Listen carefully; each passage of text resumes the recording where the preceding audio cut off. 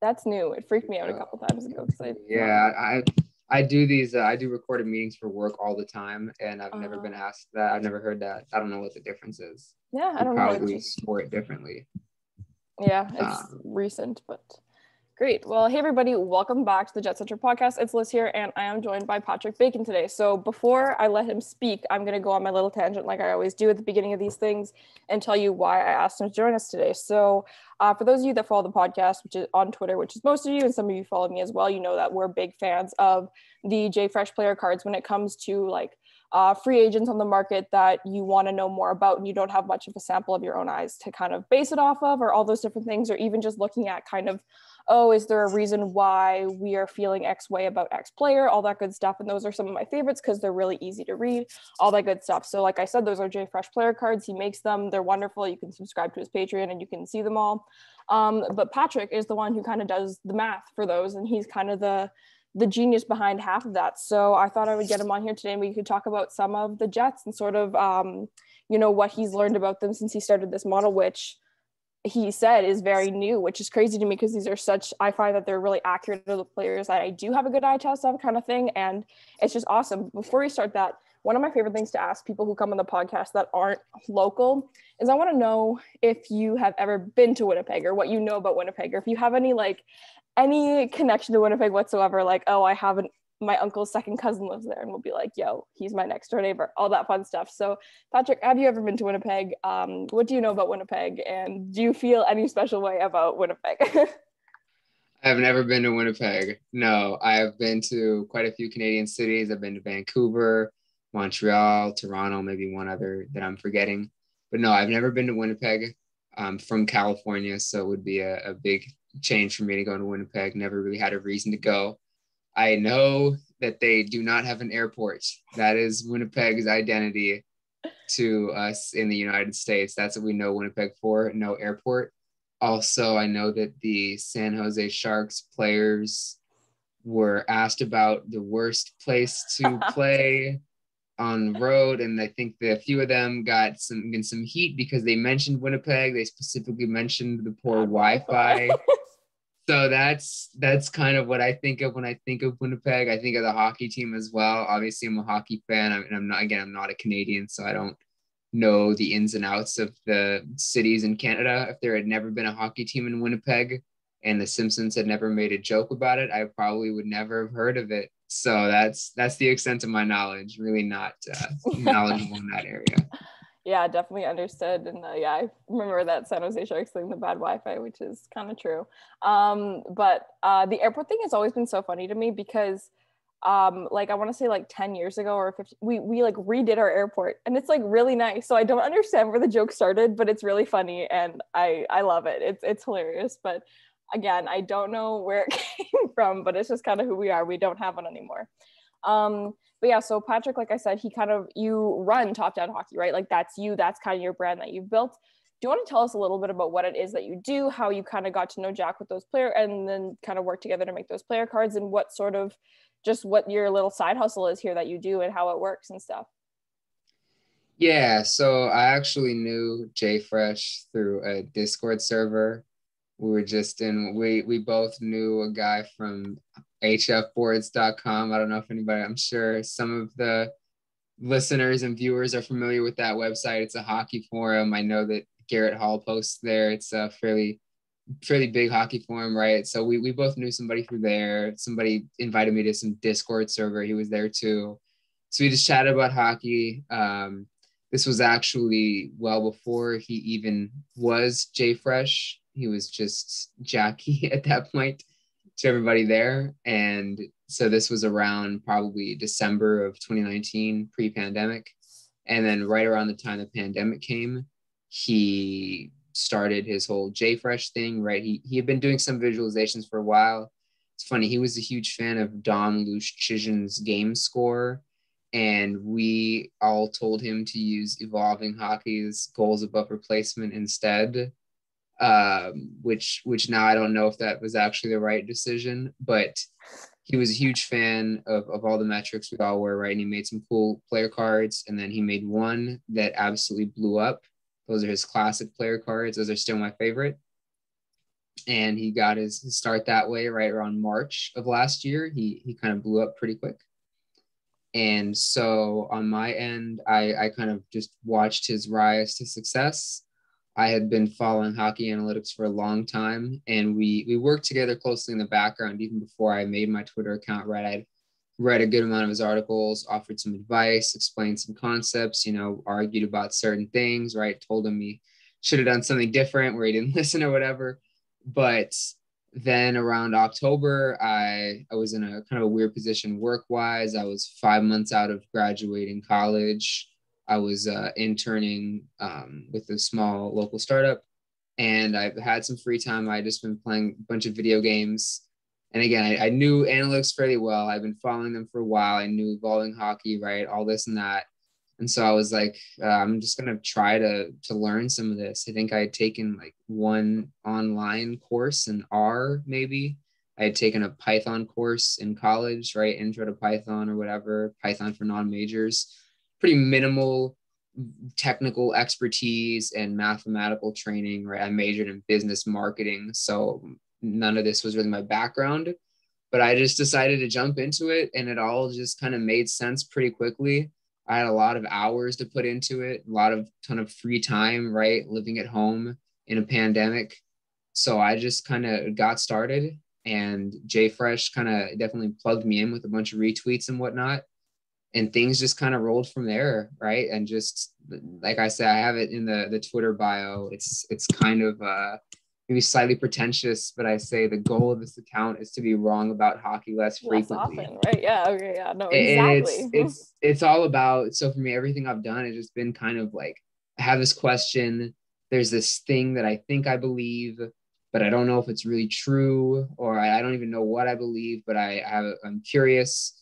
Like, I think the first project I did was to build expected goals with an adjustment for scorekeeper bias, with the goal of using those expected goals to fuel a regularized adjusted plus minus. Because basically kind of my theory was that for teams, like, I don't know how familiar you are with scorekeeper bias, but like Minnesota Wild, for example, their scorekeepers say that shots are further from the net than they actually are. So shots 35 feet out, they say it's 40 feet out. And I had seen like that I kind of just worked on the assumption, right, that all these RIPM metrics were underrating their offensive play driving and overrating their defensive play driving. But I wanted to see how much that was really doing. So I kind of just jumped in and built a model based on with scorekeeper bias and the expected goals model, and then one without an adjustment for scorekeeper bias, and then compared them side by side to see what kind of difference it would make. Made a marginal difference, which is kind of what I expected. But that's just been my thing from day one, has just been asking questions and trying to figure things out. And, people seem to like the results of my work. When I post it up, it gets traction, and obviously everyone loves the JFresh player cards. So that's just how it's happened. That's awesome. Yeah, no, I think that's super cool. You sort of, see something, and people always talk about like, we'll get to all this stuff about, the whole infamous battle between the eye test and the stats, and, stats are fake and everything. Like, they're not, based on what you're already watching. But as someone who watches the game a little bit, maybe more objectively, and you're looking to learn and stuff, you ask yourself these questions. And then the fact that you're able to, do what you said you did and kind of figure it out yourself, and like, do all these tests and these samples and compare them and stuff, that's really awesome. And I think we're kind of entering an age where there's going to be a lot more of that kind of stuff with the stats, and people kind of, finding their own ways to problem solve. Like you already mentioned, I don't know if this was off the air or on the air, you talked about Garrett, you talked about Evolving Wild, and we've talked about like all these different people, Dom Lucian, like they all have all their own cool ways of sort of watching the game and saying, this is something I'd like to learn more about, and then visualizing it on, Excel, on maps, on whatever, all that cool stuff. And it's, so that's what we're going to talk about today, a little bit more of the Jets specific stuff, obviously, because we're, a Jets podcast. Patrick's going to talk about some of the math that he's done. I say math, it's really more his, like, his models and stuff like that, what they say about some of our favorite guys, some of our least favorite guys. And then, depending on how time goes, maybe we'll talk about sort of some of the free agents coming up, especially on the blue line, and sort of what might be a fit for the Jets based on sort of the numbers that they have. So for those of you who are watching, you might see that I'm in a different area. I have my monitor set up today so that I can have these player cards pulled up beside me. so we can kind of go through a couple of these and talk about the players that we have on these JFresh cards. So we're definitely going to start by talking about Connor Hellebuyck, because that's my favorite thing to start conversations with. You know, someone comes into the bank where I work and says, "Good morning, how are you?" And I'm just like, "Good morning. Would you like to talk about Connor Hellebuyck today?" We all know that he is wonderful. But Patrick, I'd like to see you talk a little bit more about why he's so wonderful and what kind of makes him so wonderful. You had mentioned a little stat to me right before we started that I can't wait for you to tell everyone, because I didn't know that, and I'm spoiling it now. It's awesome. Tell us about it. All right. So basically, I recently just kind of rebuilt all my models in Python, different programming software. They're very similar to the ones that were built before. I put out a whole write-up on Medium about all the changes I made. None of them are really, I think, important enough to have to cover here. But basically, I rebuilt expected goals and everything, and kind of looking over expected goals, wins above replacement, right, for goaltenders, and looking at all goaltenders since 2017, 2018 through this past season that was just played in the regular season. Connor Hellebuyck leads all of them with 70.9 goals saved above expectation. And second place is Antti Ranta with 45. So he is 20, he runs up to 26 goals above the next goalie over the course of just 4 seasons, and they're not even full seasons. Then wins above replacement, he is at 24. Next is Marc-Andre Fleury at 16.5. So he is, over the past 4 seasons, he has been significantly better than every other goalie, according to these models. I can't tell you exactly what that is. I can't tell you it's because he's got a strong blocker or a strong glove hand, or because he reads the play well. The stats don't tell me that. So I can't sit here and pretend I know exactly why he's so phenomenal. But he's been one of the top goaltenders in every single individual season outside of 2018, 2019, where he was still good. And in the aggregate, which is what I always like to look at, he's been by far the best. I think if he keeps this up, which is unlikely just because goalies are random, but if he keeps this up, he should go down as one of the very best players of this generation. Which is so crazy to hear that. Like, you know, we always talk about how we're a little bit more biased towards our own players and stuff like that. And we always talk about how much he saves our seasons, how much he saved our coach's job over the past couple of years, like all that stuff.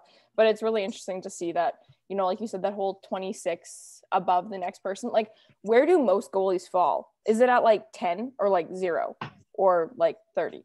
Like, how much better is he than like the average goalie? So goals saved above expectation, that should be average, should be 0. Right. Right. Okay. If the model's well built, you're expecting about an average goalie, about an average shooter on a shot. So average there should be pretty close to 0. Obviously, there's good and bad, right? Hellebuyck leads the pack at plus 71. The next is Antti Ranta at 45. If you look at negative, worst is Devin Dubnyk at negative 35. Of course. And then there's Craig Anderson at negative 34. So it's average is pretty close to 0. So he's doing a lot more than average. Yeah, that's funny that you say Devin Dubnyk. I know Patrick's a Sharks fan, for those of you who are unaware. So having the goalie tangent of Martin Jones and Devin Dubnyk is probably not what you want.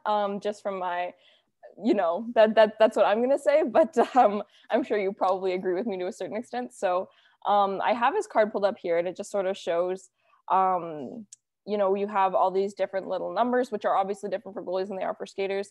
But where does it ever take into account the teammates that he has play in front of him? Because we talk about that all the time. You know, he's played in front of, you know, in any of these given years, 20 minutes a night of Ben Sherratt, Tucker Poolman, or Nathan Beaulieu. Like, does that get accounted for in the model? And is that why he's so high above expected, because his defense is that terrible?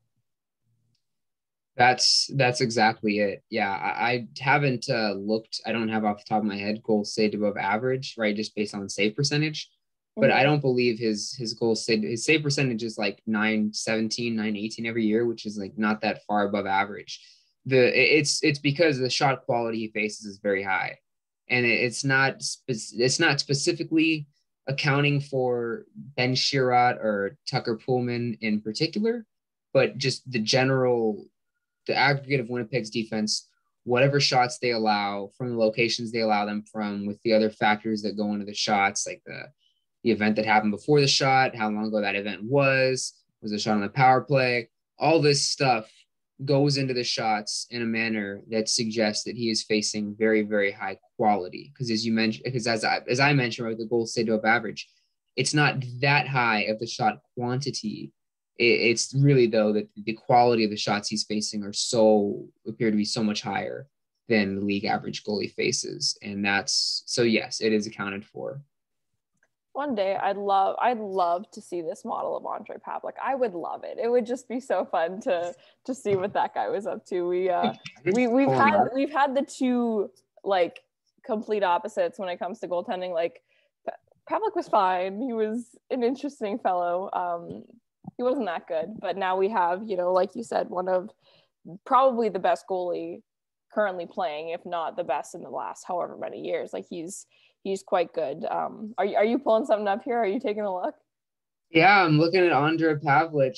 Ondrej Pavelec. I've never know how to pronounce the name properly.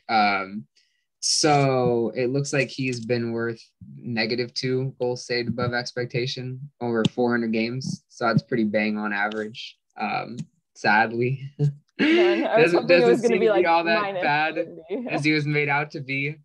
I remember having him in NHL 10, the video game, and he was always very good in that game, I think. So, but I never knew how to pronounce the name. Yeah, he doesn't look awful, but all those guys from back in the day, like our homers, like, Andrew Ladd was our first captain, so everyone loved Andrew Ladd. Ondrej Pavelec was our first starting goalie, so everyone loved Ondrej Pavelec. But now we like to look back at it and we're like, whew, that guy was he was something else. Granted, I was 9 years old when the Jets came back, or however old, so it was kind of hard to really, do much beyond cheer for them when they score. But it's interesting to look back on those older days and see what we had going for us there. So I think maybe we'll just kind of jump into talking about a couple specific players, and you can sort of talk about some of the outliers when it comes to their stats. We can pull up their cards and take a look, whether it's the really good ones, the really bad ones, and then we could sort of talk about the kind of player that they are, how it compares to, maybe I'll kind of play the role of the Jets fan here. Obviously that varies like crazy, but just sort of someone who maybe quote unquote cares more about what I see than what I see on paper. And we'll just kind of go from there. So I'm going to pull up these 3-year weighted cards.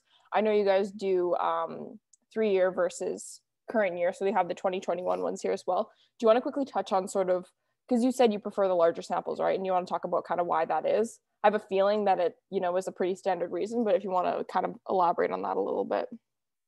Sure.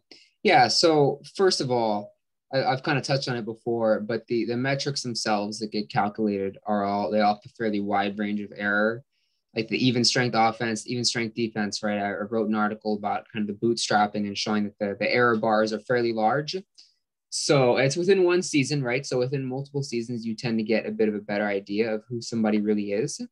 But at the end of the day, it's pretty simple. If you are looking to predict performance in year 4, so say year 4 is 2021, right? If you have data from 2020 and 19 and 18, you will do much better with those 3 seasons than you will with just one.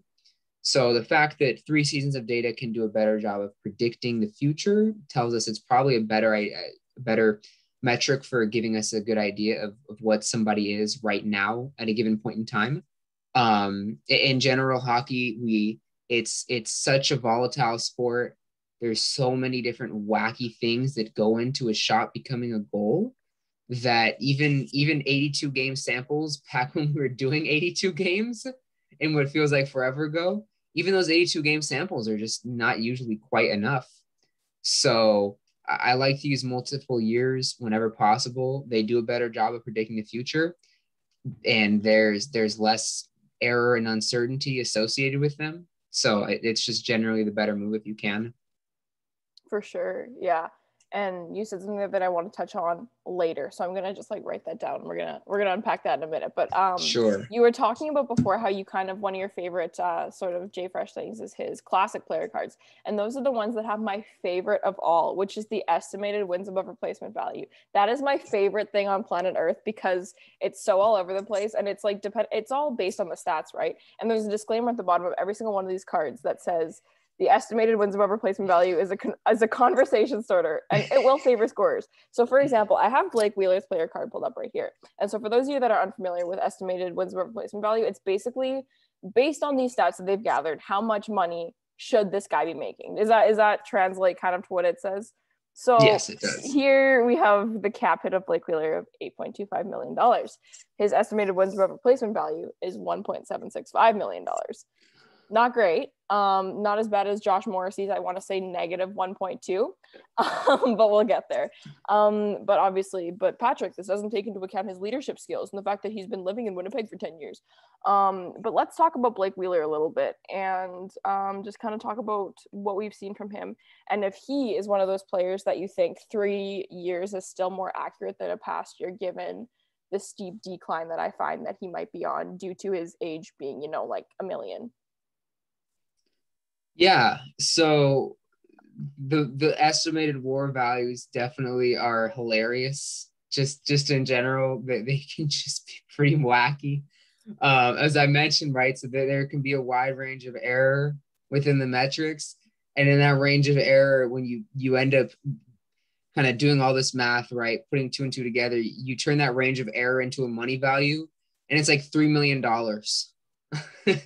Right, like a nice home in New York, right, is the value of the error of these models essentially. So they can be pretty wacky. I actually was surprised to hear that Blake Wheeler is still a positive. I'm guessing that is because it's a multi-year sample. If it were just one, it would definitely be. I know his metrics did not look pretty this year. I know that back in the day, he had some of the best play driving metrics, not even all that long ago, like 2016, 2017. He had some of the best play driving metrics in the league. And so aging curves are just a thing, right, in hockey, and they're so much sooner than we as fans like to think they are, right? In Wheeler's case, he appeared to sort of be defying an aging curve, being really good kind of as he aged later into his career, where most players decline. But he also is a large-bodied player. He plays a very physical style. I haven't actually researched whether that whole idea that those players decline quicker is true, so I can't really speak to that.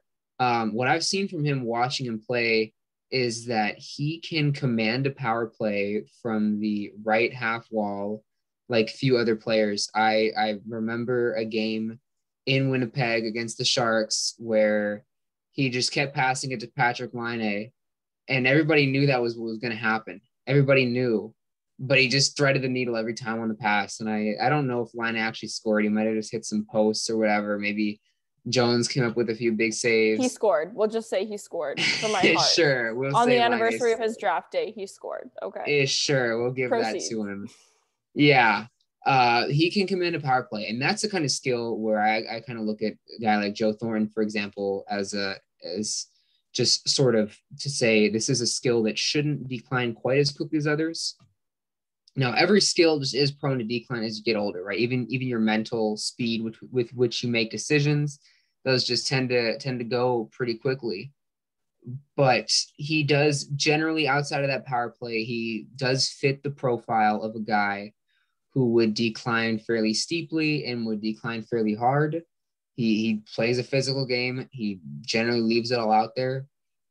But it's tough for me to say exactly what happened this year. I'd say you probably expect him to be better next year. You definitely expect him to be better according to the metrics. But to be worth that contract, I doubt. And then to even necessarily be good according to the metrics, I still don't know if he's going to be able to drive play positive at even strength, or if those days are just maybe past him.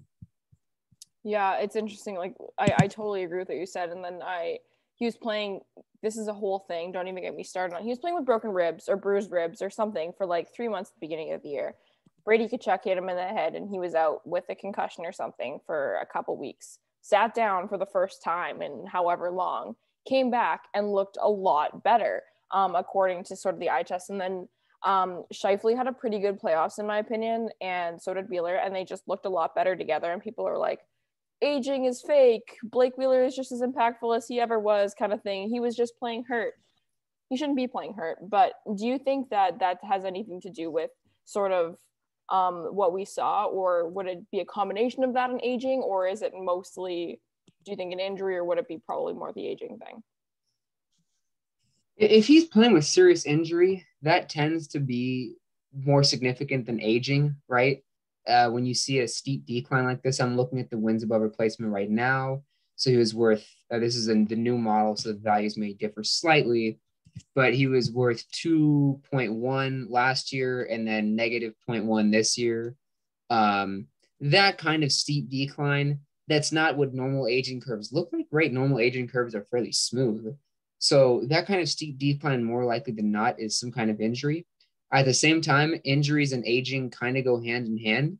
Injuries are a reason that aging curves look the way they are, right? 30-year-olds have accumulated more injuries than 20-year-olds. And so I believe that his injury, if he was playing through injuries, right? That's been documented that he was playing through pretty serious injuries to start the year. And I'm sure that hurt his results. I'm sure that he's not going to be, if he's healthy, he's not going to be as bad as that. But at the same time, as guys get older, that whole if he's healthy just becomes an even bigger if, right?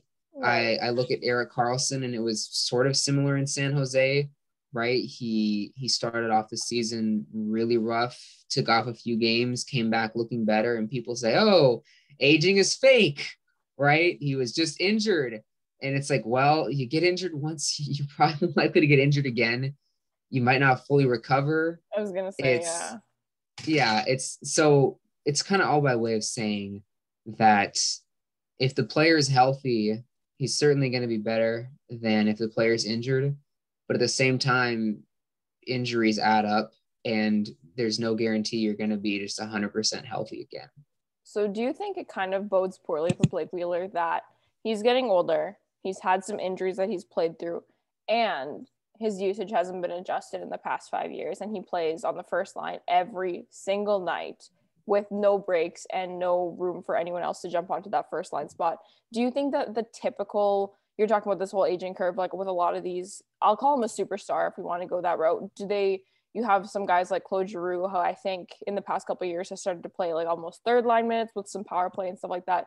Do you think most guys, as they get older, start to play in smaller minutes kind of thing, or is this pretty typical that a 34-year-old who has always been a first liner continues to be a first liner? It really varies from coach to coach and player to player, right? And is heavily dependent on how well other players within the organization age, right? So I know you mentioned Claude Giroux. I know you were talking about ice time, but you think about Claude Giroux, right? He moved to wing, and then he had that resurgent season in 2017, 2018. That probably doesn't happen if Philadelphia doesn't already have Sean Couturier, right? So I think that for teams who are kind of stretched more thin in terms of depth, they tend to struggle to give their older players the minutes that they need, right? But I would say I haven't looked closely at whether teams generally do reduce the minutes of older players. If they do, they definitely do it a little bit later than they should. Just generally, teams pick up on everything a little late, right? It's hard, and it's impossible not to, right? It's impossible not to. But teams tend to pick up on things like aging and injuries a little late, and they tend to adjust things like ice time a little late on that. But in Wheeler's case, I definitely don't think that he should be playing those heavy first line minutes, especially not if he's playing through injury. But just generally, he probably shouldn't be playing that many minutes anymore. I think a lot of teams could stand to do a much better job of load management in the NHL. I think that's one real market inefficiency. Yeah, I agree. Yeah, and it's again one of those things that is very interesting that, you're not per se a Jets fan, but this is Exactly. Totally agree with you. Totally on the same page on that one. But speaking of maybe modifying usage a little bit too late, not really. Nikolaj Ehlers on the opposite side. Nikolaj Ehlers plays second line minutes night in, night out, second line power play, all that good stuff. And, we're comfortable playing him 14, 16 minutes a night kind of thing. Let's talk about him a little bit, talk about sort of what's interesting about, him having maybe some poor defensive stats, but also being likely the most effective and impactful skater on the Jets roster, other than potentially Mark Scheifele. I don't even know. We'll talk about that after too. But just let's talk a little bit about Nick Ehlers. I have his 3-year player card pulled up here. I know his estimated war value is like $11 million or something fun like that. What are your thoughts on him and what your model says about him? Yeah, he's definitely, so he's a star player, right? He's a star winger without question. He's definitely an interesting guy, right? Winnipeg's usage of him, that definitely is abnormal. Not only, so there are guys around the league who have high war numbers or whatever that coaches don't love, right? Dylan DeMello is kind of another one of them, and he plays for Winnipeg. But those guys generally... Oh my gosh, I totally forgot that he was a Shark. We'll talk about him too. Definitely. Do you like Dylan DeMello? We'll get into that. Okay. So with Ehlers, he's an outlier.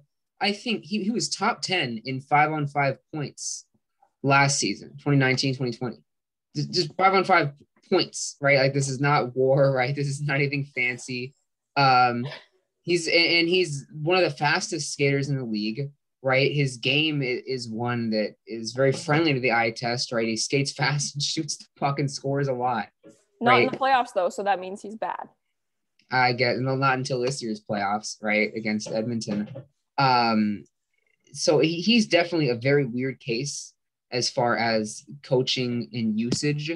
I can't think of, off the top of my head, another player like him who is as not just as good, in my opinion, and according to my metrics that I've devised or whatever but just points and skating fast and controlled zone entries and whatnot. He passes all of those tests with flying colors. It's definitely strange that I still don't think he even plays top power play minutes with Winnipeg, which I know they have some other options, but he definitely feels like an underutilized player.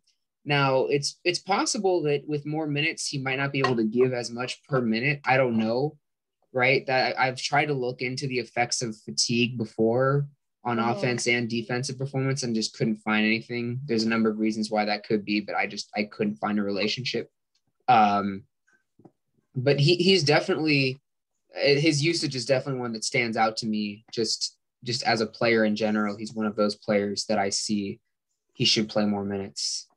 Well, and the reason he doesn't, right, is because his name isn't Kyle Connor, and Kyle Connor has to be our first line left winger, right? And I think, but it's really interesting that you say that about the whole effect. I don't even know what the word was that you used, but like the per minute, what he gives kind of thing, which is interesting because as a fan's perspective, when you're just heat of the moment mad and you hear the coach saying that you like his usage, when he's not being utilized to his full quote unquote potential, it is frustrating, but then it's something to take with a grain of salt as well. And I think it's interesting that you say that because that's one thing that we do get frustrated about, but it's like, maybe you understand what the coach is coming from in that sense. It doesn't mean that you have to agree with him, but if you're worried about him not being able to be as effective in a larger sample per game, it's something to at least take into consideration. But that being said, the whole first power play unit kind of thing, when they can't gain possession in the zone, maybe take the one guy you have on your team that's good at zone entries. Maybe, just a thought. But let's talk about Kyle Connor a little bit too, because that's, kind of the whole who should be the top line left wing. I realized that Ehlers played a lot of right wing this year after Laine left and stuff. But let's talk about Kyle Connor. I know he has some poor defensive metrics. I was actually listening to AJ did an episode a year ago, I don't know, with JFresh, and they talked about how Connor was like the worst, like capital T, capital W, the worst defensive forward in the NHL like 2 years ago or whatever. And it's interesting. And I want to talk about him a little bit. Sure. Yeah. So first thing I want to say is I've heard people, I've seen analytics fans on hockey Twitter say that Kyle Connor is not a good player. And I totally disagree with that. I think that's a terrible overcorrection to a player who probably is overrated, especially if you're just looking at the counting stats, right? He's not maybe quite as good as his, I think he was on pace for like 40 goals in 2020. I don't know exactly how he scored this year.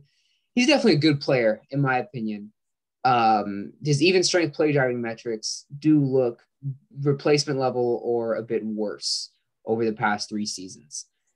The thing about him is I think it's okay to stomach the idea that he's cost about 2.5 wins over the past 3 seasons defensively, just through even strength defense, right? That's something I'd be willing to say, okay, right? I mean, it's not something you love, but the issue when it comes to the RAPMs, right, the even strength play driving metrics, is he does not statistically drive offense either very well. And there's been a lot made about how Winnipeg's system breaks expected goal models, so to speak, right? They play in transition a lot. They don't take shots necessarily close to the net, but they get rush looks and whatnot. I don't think they're even the biggest outlier or too close there.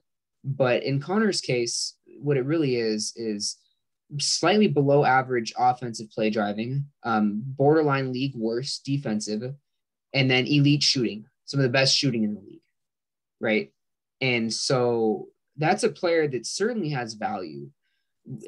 When you look at it, right, shooting, I know that people have said, and I don't disagree, that my model overrates shooting, right, especially compared to play driving. There's a number of reasons why I think that is, but it's still true. The hardest thing to get in hockey is a good shooter.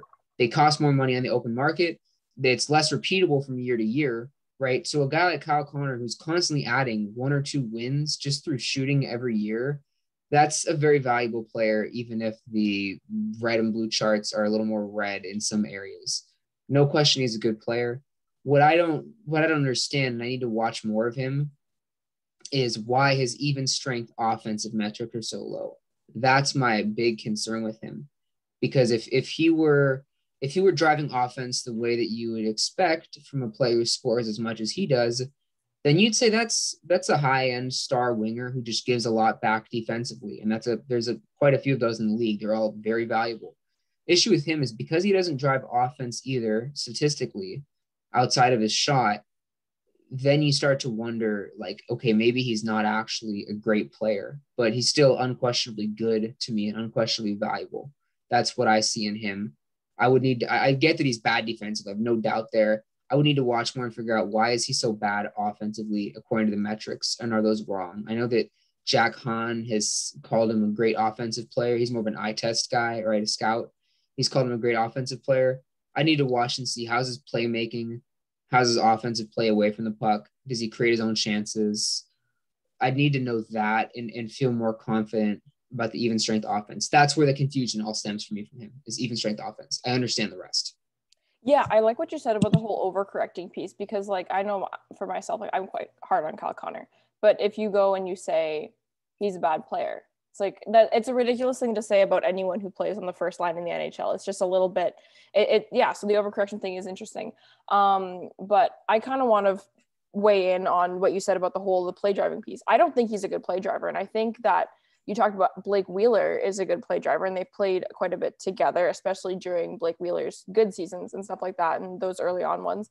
And I just find this is going to make me sound, I'm going to put on like my old man glasses here, but like he doesn't play on the wall. So like he's really, really like light on the puck. Like he's not heavy on the boards and stuff like he's really easy to take the puck away from, it seems like, when I'm watching him and stuff like that. And it just doesn't seem to be a lot of that, like that strength that comes from some of those guys. Like we'll talk about Pierre-Luc Dubois eventually, because I can't go an episode without bringing him up, but he's one of those guys that, again, the whole overcorrection piece, he's never going to be an NHL fourth liner. Okay, yeah, he had a bad year, but we'll get there. But he's a little bit heavier on the puck. He has a bigger body. And I just feel like the play driving comes a little bit more easily to people like that. And I think someone like Kyle Connor, there are probably a dozen guys like him in the league that have those poorer defensive metrics, but they're elite finishers. So if you surround them with the players that they need, they can have a good impact on the game, right? Like, do you know what I'm saying? Like, does that kind of fall into what you might expect from someone who has a player card similar to this? Absolutely. Yeah. I mean, you can get a guy who's a 90th percentile play driver, and they're going to add quite a bit of value. But a guy who's a 90th percentile shooter is just going to add more, right? Just generally. Now, it's less repeatable from year to year. So you don't want to get a guy who just kind of had a few pucks go in for him in 1 year, right? And looks good according to the charts or whatever. But Connor has had, he's according to the model I'm looking at right now, he has added over 1.5 wins above replacement through shooting in every full season he's played in the NHL. That is a high-end shooter, right? It's that's not a high thing. So, right. So yeah. Would there be anyone on the Jets that's similar in that sense, or would he be kind of the outlier there? So looking at the statistics, right? He statistically grades out fairly similar to Patrick Laine, which, it's also weird because they play on the same team, right? So, well, like, I would almost argue that I say this sometimes, that Cal Connor is what people thought Patrick Laine was, like the whole quote unquote one trick pony thing. Like, again, I don't think that's a fair thing to say about either of them, but the whole elite finishing talent, everything else is forgettable, is probably fair to say about both of them. Would you agree? Yeah. So just looking at the metrics right now, it's interesting. Even strength play driving, Laine has been below replacement level every year in his career. Um, Defensively, every single one, but then offensively, all but one, he's been below replacement level. Connor's on the same case. He's above replacement level, but not by a huge amount. So Connor's about an average offensive play driver. Laine is a bad offensive play driver. So that hurts. Now, Laine, he's in a different category as a sniper. Based on his first 3 seasons, he was beating like half the goalies in the league from 40 feet out. It was like some of those highlight reels are just ridiculous. But he hasn't really done that so much in the past 3 seasons. So I think that, I mean, they're both like 2 of the weirder players in the league to me. Like, not just Winnipeg Jets, right? All players in the league. When I think of weird, confusing players, those 2 really do both come up on my list. They statistically, they're fairly similar. Now, as you mentioned, right, the issue with Connor appears to be he's not very strong, right? That's not necessarily an issue with Laine. Laine is not a physical player per se, right? And he might be considered soft, but he's pretty big, right? He's not necessarily getting pushed off pucks the same way that Connor is. He's not necessarily weak on the boards in the same manner. I think from what I've heard, maybe a little bit of what I've seen, mostly what I've heard, Laine seems to actually be putting up the better efforts, especially in the defensive zone. And the defensive metrics are about the same for the 2. It's the offense. Laine is below replacement level. Connor's above. But yes, they're very similar as a whole. I think it's a fair comparison, right? That Connor is who thought Laine is. He's certainly more of that than what the people think he is. If anybody says that Connor's a high-end 2-way forward, right? So they're both strange players. I'd take both of them on my team any day. They've got a real talent that most don't, and you can absolutely hide a poor play driver, but you can't hide the other team's goalie from a high-end shooter, right? They're going to have to face that one way or another. So those are players I take on my team any day. That's a really interesting thing to say. Yeah, no, and it's good. I don't like that. I love Laine, so it breaks my heart a little. But you know what? As a Jets fan, if you're, one of those guys on your team, if you're going to have one guy who you have a quote unquote elite finisher, a sniper, whatever you want to call it, the one who ends up having the higher end offensive impact is probably the one that you want to keep. So you know what? That's okay. But the reason that we don't have Patrick Laine anymore, well, not the reason, that's a 6-part episode. But we now have Pierre-Luc Dubois on our team. Kind of the quote unquote replacement when we made the trade in January, who obviously had a little bit of an underwhelming year. I'm not going to get into my whole thing, but I've been a huge fan of him for years. I've watched him play in junior when he was like 18 years old and stuff. And then, big fan of the Blue Jackets, watched him there, and he came here. And I was of so many minds. I was worried because people were overhyping him a bit, but I was also wanting people to get excited about him. And then it was just kind of a forgettable season for him. That being said, his metrics weren't zeros across the board like it seems everyone on Jets Twitter thinks they were. Do you want to talk about him a little bit? Do you know much about him? What's kind of your thought on the kind of player that Pierre-Luc Dubois is? Yeah, so I've seen some kind of video breakdowns on him before the trade, right, that suggested he was a very effective 2-way forward, right, that he kind of could, I think it was Mitch Brown who said that he blended playmaking and driving the net and shooting in a way that very few players were capable of doing. His metrics looked very, very good in his first 3 seasons. Putting that together at those ages is very, very impressive. It's funny, JFresh has really dug in on this, that he has never been a high-end defensive player according to the metrics, but he's very high-end offensively, right? And that was not apparent in Winnipeg in his first year. Again, I don't watch a ton of Jets games, so I don't know exactly what it was. It seems to me like he lost his mojo at some point. He just doesn't really seem to have that mojo. He kind of, and he might have lost that mojo even back in Columbus when the trade was requested, right? He had that heated falling out with Tortorella. You saw the video of him and his awful shift that led him to be benched for the rest of the game. I think what's going on with him is at a very young age. I don't think he's suffered any major injuries. It doesn't look like he missed a game at all in his first 3 seasons. He missed, it looks like a few this season.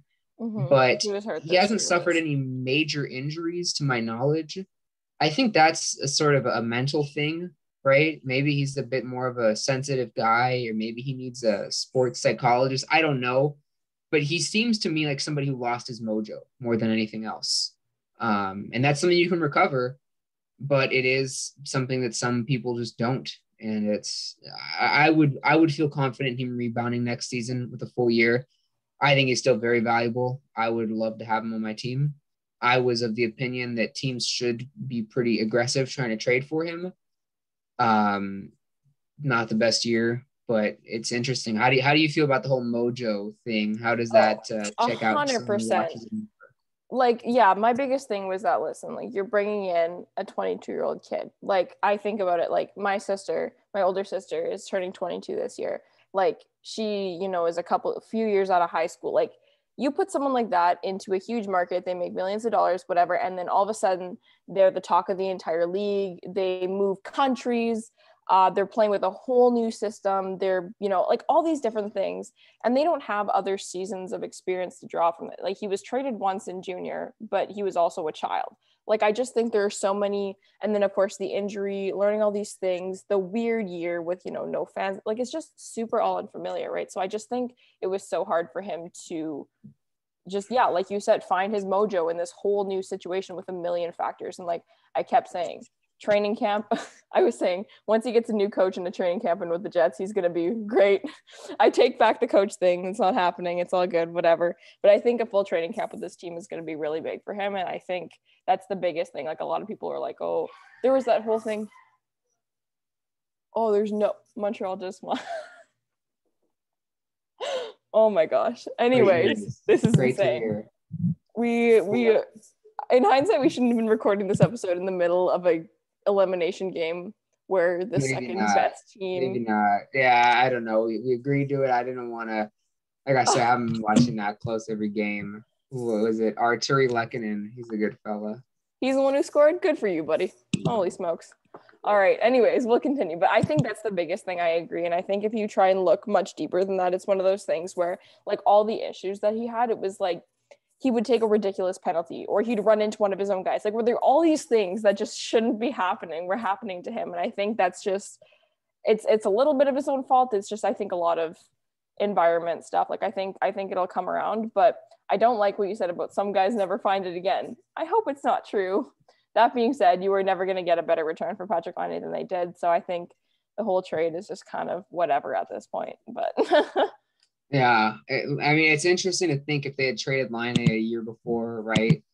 Or 2 years before, maybe they could have got a better return, right? Or one that would have turned out better. Who knows? But yeah, Dubois is a great return. I thought they won the trade at the time, right? I was saying they got the player who's clearly better right now. I do think Laine has the higher upside, but Laine, you talk about a player who might never regather his mojo. He's like the player who I don't know if he's ever going to get it back. So it's a fine trade, right? I think they won it at the time. Both players have some concerns. We'll see how it turns out. It'll be interesting to see if either of them sign long-term with the teams that they were dealt to, too, is interesting. But Yeah, no, I hope for both of their sakes they end up having good careers. And I always talk about, I wish we did more player trades like this. Like, it was just, this was a weird situation where you had two guys who didn't seem to be happy where they were. So you're able to move them. Very rarely do you see players of that caliber get moved for each other. If it's a guy, like, it's like if the guy gets traded, it's for like 2 first-round draft picks and then like some decent player. Like the 1-for-1 piece, obviously there were the add-ins, but it was really interesting to me and it was exciting. And obviously my 2 favorite players in the entire league, it was very personal to me, but it was really cool to just sort of see how it was like under the spotlight of the whole league. And it's like the NBA, I wish it happened more. So I don't know if we want to talk about trades again. We're going to jump down maybe to talk about some defense a little bit because I realize we're running a bit long here. We traded Jacob Trouba for Neil Pionk. Neil Pionk, I was really hard on in his first year. I was kind of rough on him. I was like, I don't like this guy.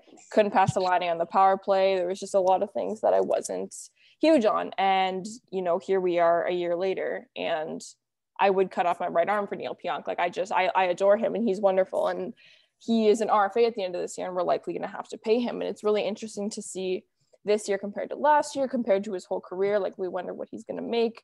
What do you make of Neil Pionk? What does your model say about him? What are your thoughts on the guy? So back in New York with the Rangers, the model said that he was terrible, one of the worst even strength play driving defensemen in the league. Was a wonder to anybody why he got the minutes that he got, right? Below replacement level offensively and defensively by a notable margin. Nobody quite understood why a coach loved him so much. And I would even argue that the trade, it did seem that Winnipeg liked him, but the trade, I think the piece was the first round pick. Winnipeg's own first, they had just traded for Kevin Hayes, right? At the time of the trade anyway, that was my interpretation, was this is the pick and Pionk is a throw-in, right? But Pionk has turned around his game in Winnipeg, right? It looks like he was about replacement level in 2020 and then quite good this year, worth half a win, replacement on even strength alone, and then worth 1 win total. That's very good for a defenseman. Like I say, it's another guy where I haven't seen enough to tell you. I would love to just hear a video breakdown or just hear the conclusions of a video breakdown that shows what he did differently in New York. Because while these metrics are not extremely predictive or repeatable, you very rarely see a guy go from one of the worst play drivers in the league to a solid play driver in a similar or even an increased role as Pionk did. Now, he was already playing top pair minutes in New York, right? But as Winnipeg's number 1 or number 2 defenseman here, I believe, to do that is very, very uncommon for any player. So I'd love to hear what he was doing wrong in New York and how he changed that. It seems to me like he's an above average hockey player. That's what I'd say. An above average defenseman, a solid one. You don't want to give him too much term or money, right? He's not a superstar or whatever, right? But, you give him a decent 4-year contract. Maybe, I don't know what he's going to be asking for, maybe $4 or $5 million. I don't know if that's too low, but I think you try to make something happen on that kind of contract. Yeah, I think so. Yeah. Totally. I think I don't know if it was him who talked about it. I don't know. He said it was a confidence thing in New York, which guys are always going to say, but I kind of understand it to a certain extent. He was an undrafted player and he just kind of seems like he minds his own business sort of thing. Like, I feel like this was the first year that he was really like, I can be the guy. And like, he just seems like he's a really hard worker. Like, he got his BCom during the year this year, during the pandemic. Like, he seems like a really driven guy. So I think obviously that's, people will say things like that. It has nothing to do with the numbers that you're going to see on paper, but that's kind of where sort of some of my, like, he grew on me in that sense. And I think a lot of that comes from, he wants that added responsibility. He wants to be the guy. And then, he got to play on a second power play unit this year, the proper power play unit with Nikolaj Ehlers. And it just, I did an interview with Murat from The Athletic, and he was talking about how last year he was like 4th behind like McDavid, Draisaitl, and Marner or something, like power play points per minutes played or something ridiculous like that. Like, he's just like, he's a very curious one, I feel like, and it'll be interesting to see how much money he ends up making because like, it's going to be this year was a one-off. I'm not saying it's not going to be repeatable, but if he gets paid based on this year or based on the past 5 years kind of thing. It'll be interesting to see, but wins above replacement looks like over 3 years he's 79%. So compared to some guys like Blake Wheeler is a 40%, obviously apples to oranges, but 79% is pretty good. So I think that's something at least a little bit encouraging for Jets fans, especially, given the fact that we might have him for a little while. We'll see. Go on. I was going to say, I'm looking at the 2-year regularized adjusted plus minus, right? The bootstrapped one. I love that one. I know it's got a little bit too much going on to be quite as popular as JFresh's charts, but just looking at it, he is just a hair above average offensively and a hair above average defensively in his tenure with the Jets. It's all within the margin of error, right? So it's basically, right, you're looking at an above average player who does so playing in some very tough minutes on a team where the defensemen generally struggle. So I take all that and I say it looks like an above average player, right? And if you get basically, average level contributions for 21, 23 minutes a night, right, that's definitely good. So I'd pay him, right? I'd say the last 2 years, it looks like a guy worth giving a little bit more than league average money to. Yeah, and he's slugging around the weight of Derek Forbort all year. So you know what? Good for you, buddy. No, exactly. I'm tough on Derek Forbort. He's okay. He's fine. But Neil Pionk deserved a little better, I think, this year. But that's okay. Sure. Are you disagreeing with me? I don't know. I haven't looked too deep into Derek Forbort. I feel like he used to have good metrics a while back, but I really don't remember. His penalty killing numbers are so good, but anyway. In like maybe a 20-game sample or something, who knows? And yeah, I'm sure Pionk deserves better, but it seems like everybody on that defense does. Fair enough. Yeah, no, it was just interesting that we were frustrated. And it's funny that you say that about the whole Neil Pionk was the add in the first round pick. As we all know, that first round pick turned into Ville Heinola, who played 5 games for the Jets this year, and we're wanting to see more of him. And Maurice has already said you're not going to see all of the rookies, even though we'd rather see him and Samberg any day than another second of Logan Stanley. But I want to talk about – actually, let's talk about Logan Stanley for a second, because this is like one of the things I think I'm most passionate about the Jets is like, don't protect him over Dylan DeMello. And Dylan DeMello, I mentioned that I came to that realization earlier that he used to play for the Sharks. So you probably have a better idea of him. So maybe we'll talk about those two guys, and then we'll talk about Josh Morrissey, and then we'll kind of wrap it up. Who knows? Even though we haven't talked about our stats god Matthew Perreault yet, maybe we'll talk about Logan Stanley for the time being. Obviously 1 year is tough to tell, but what do you know about him, and what are your kind of thoughts on the guy who's 6'7" every time he steps on the ice? So he's definitely a funny looking fella, just generally, right, being that tall and just everything about him, right? The fact that he just shoots the puck so much. I think I've seen Garrett Hall tweet about it on the Twitter, talking about how he shoots more than any other defenseman in the league. I think JFresh has tweeted something about that too, by a huge margin, right? He loves taking those ineffective point shots. And I know he scored a couple on Carey Price in the playoffs, and he scored more than Austin Matthews and Mitch Marner combined.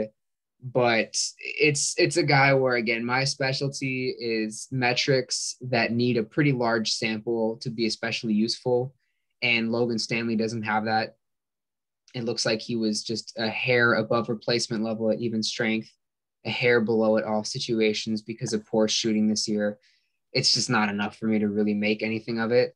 I would definitely tell him to take back the shots, shoot less frequently, right? That's just like a general pet peeve of mine when defensemen shoot too often. Terrible shots. Yeah. Garbage. So that's probably a concern. He needs probably better shot selection. It doesn't seem like he's horrible, to his credit. I think he's fairly young. How many years ago did he get drafted? Like 3 or 4? 5 years ago today. He was our second. 5.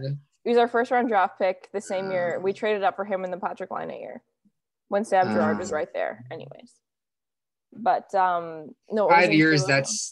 That's a little dangerous. Like 5 years, you're getting pretty close to like when a guy should be like at his peak. 5 years that's the thing, is that they always talk about the Jets and the whole draft and develop thing. We thought Logan Stanley was going to be a bust. Like, he just was not good. But I think that's the thing. They knew that, right? Like, they had the guarantee. They had the sure thing with Patrick Laine that year. They're like, why not take a chance on the 6'7" defenseman? If it doesn't work out, you have Patrick Laine. If it does, you have a 6'7" defenseman. But like, my favorite thing is that on his 3.1 player card here from this year, he was in the 0th I don't even know how you say that, percentile of quality of competition. That man played the most sheltered minutes of any hockey player I've ever seen in my entire life. And he put up average to below average results, or slightly above average, like you said. And that's something that really worries me. Above replacement. Sorry. You're a little below average. Yeah, but okay, above replacement. Yeah. Okay. Anyways, average as like a general kind of thing, he was fine. But when you say that, after 1 year of seeing him, maybe a little bit later than he should have been because he didn't develop super quickly and he played really sheltered minutes, and you're saying, but he's 6'7", let's protect him over Dylan DeMello. What are your thoughts on that? I'm not hiding my opinion very well. You know how I feel. What are your thoughts on Dylan DeMello, and what would you, as Kevin Cheveldayoff, do when it comes to protecting a third defenseman behind Morrissey and Pionk? Or would you even protect Morrissey? I would not protect Josh Morrissey. I'm not somebody who just looks at a chart and says that's gospel. But at the same time, his results are just really rough for multiple seasons now. They're declining hard. He's reaching an age where players tend to decline, and he's already got a head start on that. And he makes a lot of money for a long time. That's a contract I think Winnipeg would be much better off if they didn't have. And I doubt that Seattle would claim him anyway. I think higher of their front office than to claim him in the expansion draft. So I would just not protect Morrissey. I get that can cause issues in the locker room, especially when you're going to have to keep him. So it's tricky. So we'll say they're going to protect him. I highly doubt they don't, right? But we'll say they're going to protect him. Then it comes down to DeMello versus Stanley. It's pretty obviously DeMello, right? DeMello is an above average player. Metrics will pretty clearly bear that out. It's 3 years, right? Ever since Ottawa got him, he's been above average for them. And he's played in bigger roles in Ottawa too. He's another guy where I'm not quite sure why Winnipeg limits his minutes, although it makes more sense than them doing so with Ehlers, right? It's not like DeMello is an elite scorer or whatever. He's not big. He's not physical, right? We had him in San Jose. It's funny. I did not like him in San Jose. Take it back. I was not a fan. We had this defenseman I doubt you ever heard of. His name is Tim Heed. And in 2017, 2018, Tim Heed came out and had a good start to the season, played 27 games. And then the coach just scratched him for Dylan DeMello for the rest of the season. And there was some disdain towards DeMello because of that. DeMello's metrics, to his credit, at even strength, were solid that season. I thought he was terrible. That's a loss for the eye test, obviously, given how he's done since then. But it really doesn't matter what I thought of him back when I was watching games in 2018, right? What matters? He's posted very good results for 3 straight seasons right now. He would be the first Winnipeg Jets defenseman that I would protect personally. He's on an affordable contract for, I think, a few more years. So he'd be the first I would protect. He's the kind of analytics darling that everybody expects Seattle to stock up on and dominate the league with. I'm not as convinced that they'll do that. We'll see what happens with Winnipeg. I think that protecting Stanley over DeMello would be a pretty big mistake, because I think that at this point in Stanley's career, you're lucky if you get out of him what Dylan DeMello seems to provide from year to year. Yeah, for sure. And that's the thing is, people, talk about how they saw flashes of the physicality and, we need some size on the back end ever since we lost Dustin Byfuglien. Garrett Holt said it best. I swear I say this just as often as that whole quote of, why would you play someone who's old that is bad over someone who's young that might be bad kind of thing? But it's the whole fact that size is not an asset unless you know how to use it. And that's when people talk about, they're like, oh, Logan Stanley is going to be so good. Beyond him being tall, what is telling you that? I haven't seen one good reason beyond that. And I think Dylan DeMello is interesting. The usage thing, though, I want to, from a Jets fan perspective, I think Paul Maurice knew that he was a really solid defenseman. And so that's why he put him with Logan Stanley all year, is that he gave him someone dependable so he could, grow him, the whole draft and develop thing. You bring him into the league, don't throw him to the Wolves kind of thing. But then at the same time, you're also throwing Tucker Poolman and Nathan Beaulieu to the Wolves. So it's a very kind of catch-22 situation there. But it was a really good partner, I think, for Logan Stanley to have. But I think it would be a massive mistake to expose him when he's on such a beautiful contract and just seems like a wonderful, wonderful guy. He does seem like a good guy. I can't deny that. One of my favorite things was at the beginning of the pandemic, he's like, hey, shout out to grocery store workers and people who work at a gas station. It was just this really cute little tweet. And someone's like, I don't want to hear you preaching from your mansion about whatever the struggles of the pandemic. Because he said something like, oh, we're all in this together. And he's like, Right. actually, I live at my in-laws. And it was just yeah, amazing. I've seen the tweet. Yeah, like, it was a funny one. And he seems really great. And like, his exit interview this year, and he's like, I'm excited to go see my son. He had a kid in January, and it's just like when he signed the contract, he's like, I'm really excited to build my family in Winnipeg. Like, that guy, I want that guy on my team. And when that guy puts up better numbers than any of our other defensemen, I also still want him on my team. But the whole Tim Heed, Dylan DeMello thing makes me think of when we scratched Toby Enstrom in game 5 against Vegas for Joe Morrow or whoever it was, and then Toby Enstrom never played another game with the Jets. I still hold that against, I think it's Joe Morrow, I don't even know, or like it's like Ben Sherrod or something stupid like that, or Dimitri Kulikov, one of those I don't know. guys. One of those guys, and I hold it against any of them. If I ever find out who it is, I hold it against them, even though it's not their fault. Oh, it should be the coach, right? That's who you need. Exactly. But I've done my fair share of blaming the coach, so I'm not going to do that right now. Right. But did you want to talk a little bit more about Josh Morrissey? Because I feel like he's one of those ones that, he wears a letter. We signed him to a long-term deal. He's here forever and ever. Amen. But that's a little bit alarming to some people who look more at the spreadsheets and people who, watch the game and see that guy gets caved every single shift that he's on the ice. And you worry about him. Was he nothing without Trouba? If we get another Trouba, will he go back to his full form? Is this someone who's already, beyond the point of repair? Do you have any kind of thoughts on Josh Morrissey?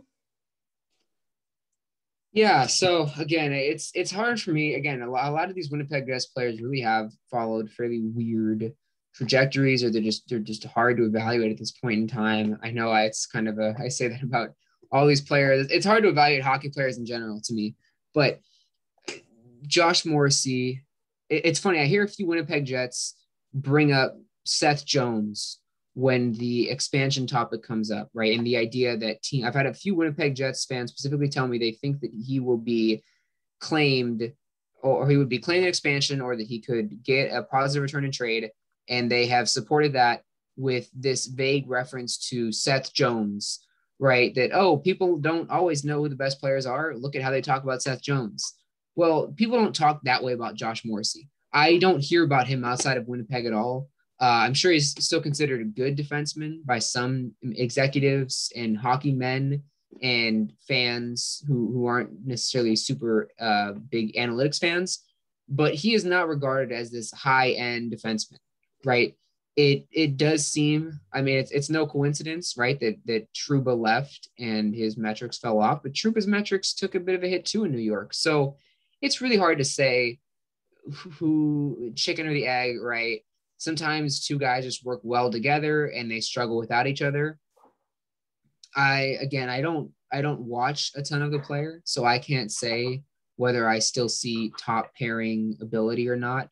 Obviously, when a guy is posting some of the worst results in the league in a top pairing role, you have to, that's the first thing you have to try, I think, right? Is just getting him out of that role first and foremost, right? Because if he's going to be posting those results in a lesser role, at least he won't be doing it as often. In Morrissey's case, again, it's hard for me to say whether he can bounce back. I doubt he'll be as bad as he was this year. Most players just aren't that bad in a given year. But it's not a contract I would touch with a 10-foot pole personally. And I think that most executives would actually agree with me there. At the end of the day, this is not a Seth Jones mythology type of player that everyone loves, right? I think that a decent amount of people are onto the fact that he is declining pretty rapidly. Could bounce back with a different partner. He probably will bounce back to some degree, but it's tough to say. It's not looking good. I'll just leave it at that. It's tough to say, but it's not. One of the more annoying things with that comparison too is that people are always like, oh, like Seth Jones, okay, fine, maybe he has bad underlying numbers, but he played in Columbus. Like people regard Columbus as some like trash zone, garbage, whatever, and then Winnipeg is like so good, whatever. Not so good. No one thinks that they're so good, but people think they're a lot better than they are. And people think, I think Columbus was really bad too. And this, if we get into the free agency thing, we'll talk about the whole Rasmus Ristolainen, and people are like, bring him into the Jets, like we want him. No, I know. But they're like, oh, it's the Buffalo effect. Like, that's why he looks bad. I'm like, excuse me? Like, Jake McCabe is right there. Like, it's not, the Buffalo effect is taken into account in a lot of these numbers here. But Josh Morrissey, I think a lot of that does come from the pressure of he's the 1A and that's how it is. And he plays with the 7K. Like, he's not even playing with the 2A guy. Like, he's playing with way down the wire there. But, and if you're taking the Paul Maurice logic, I'll speak from his mouth when he said that, when he's talking about Darnell Nurse being a Norris caliber defenseman, anyone who plays that many minutes is a Norris caliber defenseman in my mind. So Josh Morrissey, still a good player because he plays a lot of minutes. So that's Yeah. Let's talk about did you have anything you wanted to add on to that? That was kind of no, just the bad player, bad team thing is just, to me, with so many of these guys, right? Ristolainen, I want to say every single year of his career, the Sabres have been better with him on the bench than on the ice. So no matter how bad you say his team is, that's just a further indictment of his performance.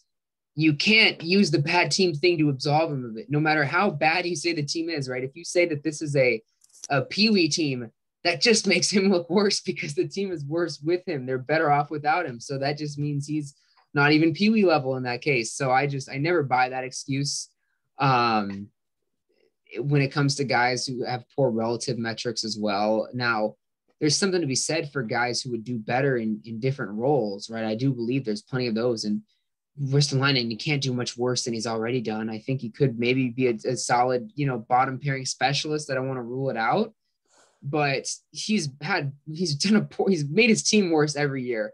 And he's been in the league for a long ass time now, and he's never made his team better. So that's a guy I would just stay the hell away from. If somebody else happens to take a win on him, so be it. I'm not going to bother taking that risk. Yeah, it was in April this year. I was talking to a couple of our local Sportsnet guys, and they're like, yeah, like, I think the word is that the reason we got Jordy Ben was because a deal fell through where we were going to get Ristolainen and Colin Miller, which is like, I don't even want to know what we were going to get rid of to get Rasmus Ristolainen, because I feel like he was probably a little bit more expensive than he should be. But I do want to talk about some potential summer moves for the Jets, especially on the blue line. So people talk about how Seth Jones is on the trading block there, and all these people are like, pay him whatever it takes to bring him here. But then you also have the Dougie Hamiltons who are going to be free agents, and then that's what I'm saying, pay him whatever it takes to get here. Like, who are some of the guys that you're thinking are out there? This is on a whim here. I realize you're not a huge Jets guy, so you might not know like all the intricacies, whatever, that might give you the best answer. But who would you think would be a good fit for the Jets to bring in? And if it's a forward, that's fun too. But I was thinking probably more a defenseman, just because that's a very glaring hole in our team right now. Yeah. So Dougie Hamilton. So first of all, obviously, I'm an analytics guy. Of course, I'd say stay away from Seth Jones, right? I'm a public analytics guy. You're not going to find one of those that thinks you should bring on Seth Jones at all. I mean, I would take a chance on him if there were no assets to be paid. I'd take a chance 1 year. Probably, I don't even think that'd be a smart decision, but I just couldn't say no. Just have to try it, just given the way people talk about him. Pulling up cap friendly, looking at free agents right now. I see Dougie Hamilton, Alex Edler, Mark Stahl, Alex Goligoski. I guess if you sort by points, you see Tyson Berry. No. Alec Martinez. No Tyson Berry. I know. Yeah. So Mike Riley's one. He had some really good. I don't know if the Jets are specifically looking at left side or right side. I think they could use both. They say right. We say left. Okay. Yeah, I would say they seem to need it more on the left as well. So then Mike Riley, he's an analytics darling, has some of the best even strength play driving numbers in the league. He's going to be affordable. The thing is, defensemen, it's funny. All of my models tell me that defensemen, none of them are that good. None of them are that important. They're just not as important to success. Even Dougie Hamilton, you can pull up his chart, and I think it's with 98th percentile on the JFresh top-down chart. I think you're right. 98, that's a really big number, right? It's really close to 100, but I don't see him as being one of maybe even the top 30 best players in the league, because the best forwards add so much more than the best defensemen. And so when it comes to Hamilton and paying him his asking price, which is probably going to be like an 8x8 contract, right? He probably shouldn't be taking less money than like Jacob Trouba, for example. right? He How can much? I command don't even know that how much he much. makes. Doesn't he make like 8? It was 8 by 7. Yeah, 8 by the max term he could get, right? Because he was new to New York. And so I'm pretty sure he could only get 7 years. Hamilton probably looking at 8 by 8. Hamilton turned 28 a week ago. Same draft as Mark Scheifele. I'm telling you, the aging curves on 28-year-olds are not generally pretty. Hamilton is one of the best defensemen in the league. I do think there's something to be said for him. Not that he likes museums and everything, but I think that the suggestion that he's a bit of a hired gun, just sort of personality in the room, may be warranted. Maybe he doesn't necessarily play with a certain level of passion. I don't care that much. He seems to pretty consistently get results even in the playoffs, so it's not a huge deal to me. Like it's more of a subjective kind of personal thing. I understand the hesitancy towards him, but at the end of the day, from a mathematical perspective, right, just looking hard at the numbers, he is one of the best defensemen in the league, but he's also 28. Defensemen are not as valuable as forwards, are also not as predictable. So I'm less confident in him being elite going forward than an elite forward I would be. I'd probably stay away from Dougie Hamilton. I know that's not going to be the common opinion among the analytics guys. Maybe if you're with the Winnipeg Jets and you think you can win a Stanley Cup next year, you think he's the difference between a Stanley Cup. I don't think that's true, but I could see their management thinks that. That what I would say on Dougie Hamilton, if and only if you think you can win the Stanley Cup next year, then you bring him on and you accept that the later years are probably going to be ugly and you really need defense. But I would say that the Winnipeg Jets, they should be looking at guys like Mike Riley, Jamie Alexiak, Ryan Murray. I don't think you're going to be able to get Adam Pelech out of the Islanders, right? Yeah, doubtful. The Adams in the metropolitan area are my dream, my Pelican. Oh yes, they got the same. Yeah, they're funny.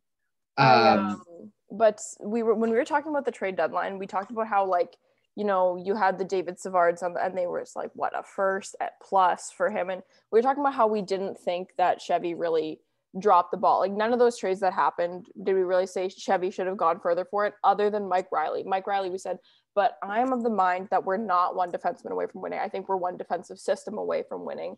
And I think bringing in the Mike Rileys and the Jamie Alexiaks and bulking up that personnel, and then when you have your Hainolas and Sandbergs coming in through the pipe there, that's when you're going to be better suited. So I actually agree with you on the Dougie Hamilton thing. Like, honestly, like it looks beautiful to me. I'd love to, what's the word? Like go all in on the free agent signing. Like Winnipeg hasn't really done that. But like in hindsight, we're going to end up with another Blake Wheeler contract, making $8 million at 34 years old on the back end of an aging curve like that. So I think you're not alone in that appraisal, but there are a lot of people that are of the mind that we need one defenseman to win a cup. And I sure as hell would rather have him than Seth Jones as the one defenseman that we take. So, and especially because of the assets piece too, Seth Jones is going to command a lot of money if we do have to pay him. And you're also going to give up like a player and a good prospect to get him, like, even though he's only got 1 year left because he's so highly regarded for whatever reason. But yeah, those are some, it's so funny because it's like really similar to the conversation you have in April when you're like, who are some free agent or some trade deadline guys? Because those are all guys that expire in contracts. So come the off season, who are the guys you want? Same ones, because they're the guys who are free agents now. So it's funny that you mentioned a couple of those names because we had talked about them as potential fits earlier, but I'd love to see us do something. I think that's kind of just I'd like to see something happen, but they definitely need help. They definitely need to make a move, Winnipeg, right? If they're trying to win games next year, they definitely need to improve their blue line. There's a good number of names out there that could all improve it. I mean, they have some pretty questionable personnel. And I see a decent amount of players that could help them. I think that's probably the safer and smarter long-term route than a Dougie Hamilton. Yeah, I agree.